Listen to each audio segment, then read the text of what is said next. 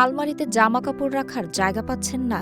সাধারণ মানুষ হলে হয়তো পুরনো শার্ট প্যান্ট সরিয়ে জায়গা খালি করে, কিন্তু আপনি যদি 2018 সালের বিশ্বকাপ জয়ী তারকা বেঞ্জামিন মেন্দি হন, তবে জায়গা খালি করার ট্রিকটা কিন্তু একটু আলাদা হবে। মেন্দি যা করেছেন তা শুনে ফুটবল প্রেমীদের চোখ রীতিমতো চড়ক গাছ।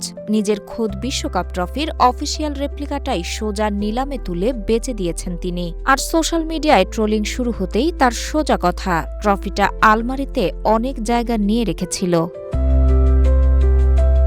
যুক্তরাষ্ট্রের বিখ্যাত নিলাম প্রতিষ্ঠান গোল্ডিনে বিক্রি হয়ে গেছে মেন্দির বিশ্বকাপ ট্রফির ব্যক্তিগত রেপ্লিকাটি। 25 জুলাই শেষ হওয়া এই নিলামে ট্রফিটি বিক্রি হয়েছে বাংলাদেশি মুদ্রায় প্রায় 75,64,000 টাকা।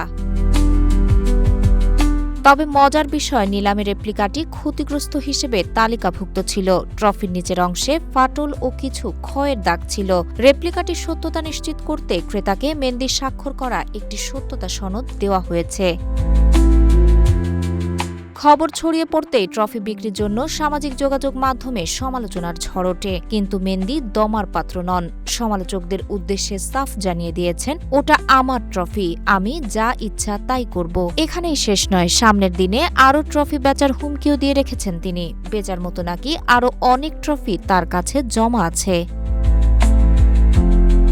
2018 বিশ্বকাপ জয়ী ফ্রান্স দলের সদস্য ছিলেন মেন্দি। ক্লাব ক্যারিয়ারে 4টি প্রিমিয়ার লিগ শিরোপা সহ মোট 8টি ট্রফি জিতেছেন। একসময় কোটি টাকার ট্রফি আর জাঁকজমকে ঘেরা ছিল বেঞ্জামিন মেন্দির জীবন, তবে তা বদলে যেতে বেশি সময় লাগেনি। 2021 সালে একাধিক ধর্ষণ ও ধর্ষণ চেষ্টার অভিযোগে তার ক্যারিয়ার থমকে যায়। বর্তমানে পোল্যান্ডের ক্লাব পোগন জেকিনে খেলছেন তিনি। 2027 সালের জুন পর্যন্ত ক্লাবটির সঙ্গে তার চুক্তি রয়েছে।